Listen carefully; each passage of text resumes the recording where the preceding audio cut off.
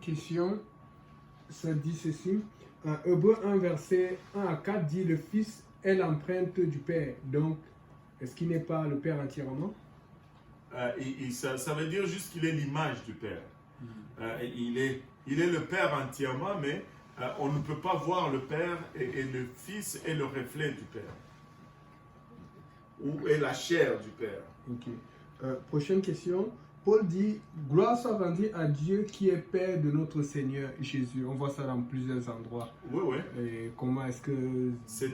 On n'a qu'à aller voir la naissance de Jésus-Christ. La naissance de Jésus-Christ nous dit que Dieu est le Père, n'est-ce pas? Que la puissance du Très-Haut te couvrira, le Saint-Esprit viendra sur toi. Et encore une fois, ça débanque encore la Trinité.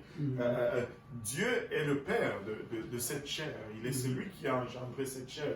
Le livre de Luc nous dit littéralement que le Saint-Esprit viendra sur toi et tu enfanteras, et tu seras enceinte et tu enfanteras un fils.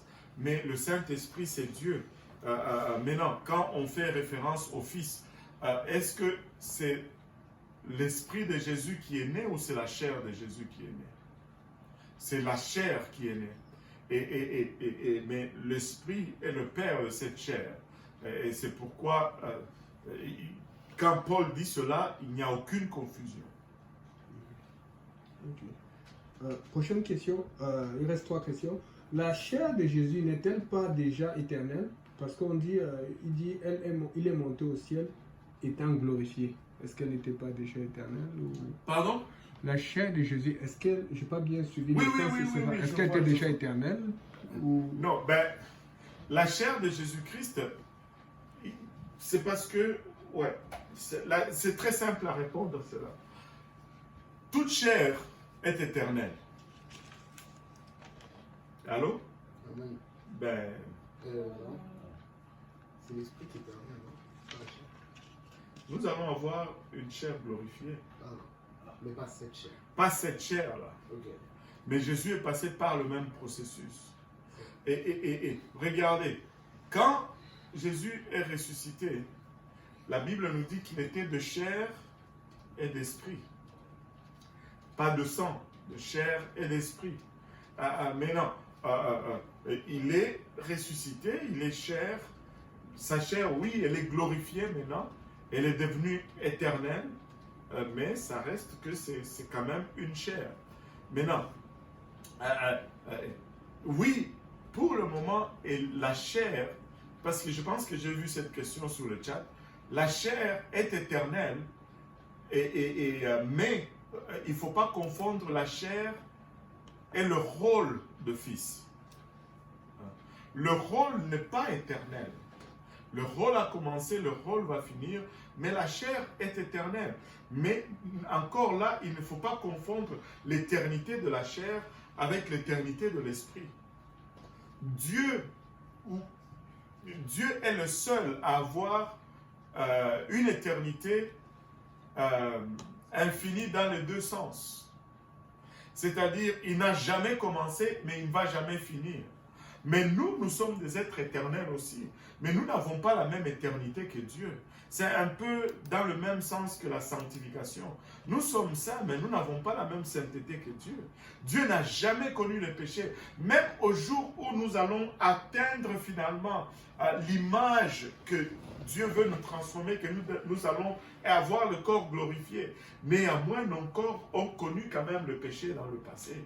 Ce qui est différent de Dieu, il n'a jamais connu le péché. Il n'a jamais commis un péché.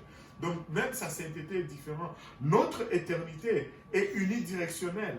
Nous sommes éternels parce que nous allons vivre éternellement. Mais nous avons commencé quelque part, il y aura toujours un début. Mais pour Dieu, il n'y a jamais eu de début. Tu vois. Maintenant, quand on regarde à Jésus-Christ, pour sa chair, il y a eu un début lors de sa naissance. La chair de Jésus n'a pas préexisté la conception dans le ventre de Marie, mais cette chair est devenue éternelle. Et cette éternité va aller jusqu'à l'infini. Mais à ne pas confondre avec le rôle de fils, parce que la chair est la seule partie à jouer le rôle de fils ou le rôle de rédemption, mais cette chair mais ce rôle va arrêter à un moment donné. Mais quand le rôle de fils s'arrête, cela ne veut pas dire que la chair disparaît. La chair reste. Mais c'est le rôle qui cesse. Ok. Touchant les paroles, avant-dernière question. Touchant les paroles de Apocalypse 1.1. Je vais lire rapidement Apocalypse 1.1. Ça dit ceci. Révélation de Jésus-Christ qu'il a reçu de Dieu pour montrer à ses serviteurs les choses qui doivent arriver bientôt. Et qu'il a fait connaître par l'envoi de son ange à Jean, son serviteur. Ici, nous sommes dans la vision qui est hors du temps. Pourquoi cette distinction? Dieu a-t-il besoin de révéler à Dieu quelque chose? Et on va juste regarder ça.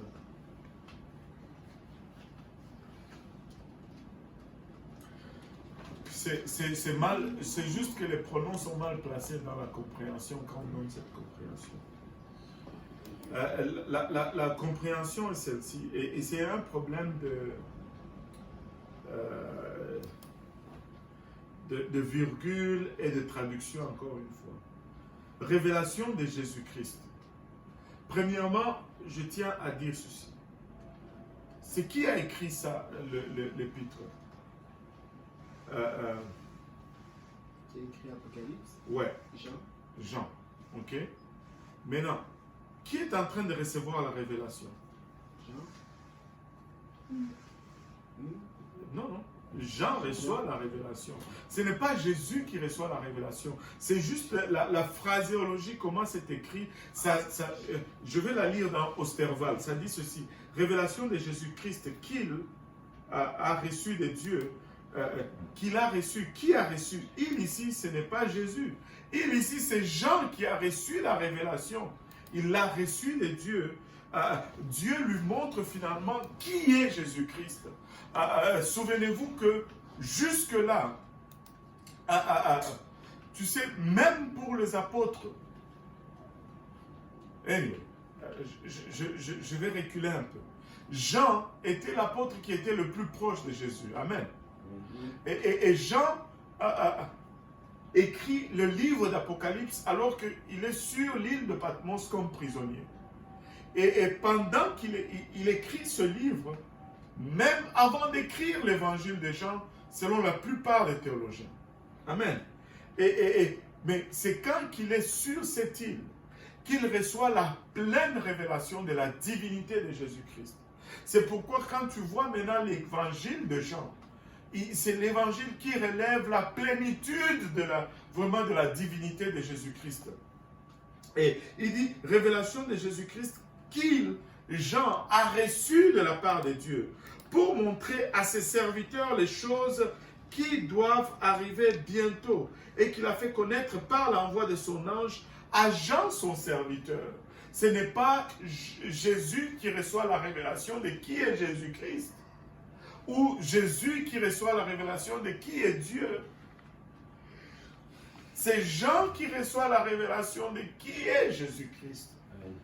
Et que, au fait, Jésus, c'est Dieu. C'est ça la correcte compréhension et interprétation de ces versets. Ok. Dernière question.